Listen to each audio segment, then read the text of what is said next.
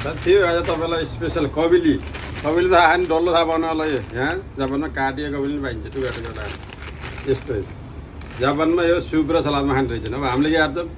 उसिनेर खान्छौँ अब उसिनेर किन खाने यसलाई अब मैले स्पेसल तपाईँलाई फ्राई गरेर हुन्छ है फ्राई गरेर केमा हाल्दा खाने भनेर म सिकाउँछु एकछिन पर्ने है त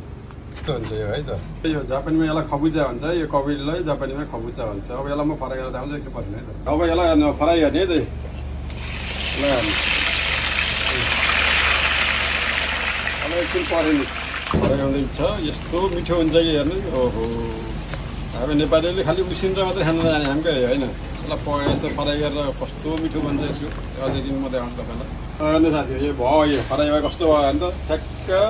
खाँदाखेरि ठ्याक्कै बिस्कुटको स्वाद आउँछ क्या मिठो मिठो हो यो कुरुङ कुरुङ कुरुङ कुरुङ ठ्याक्कै बिस्कुटको स्वाद आउँछ अब यसलाई हामी केमा हालेर दिन्छ होला भने अब चिकनमा हालेर दिन सकिन्छ अब जापानीहरूले सलाद र सुपमा हालेर खाने रहेछ अब हामीले बस चिकनमा हालेर खुवाउने अरू त्यसैमा धेरै टाइप उसमा खुवाउन सकिन्छ होला एकदम त्यसरी खान सकिन्छ त्यही भएर त्यस्तै गरेर बनाएर खाने है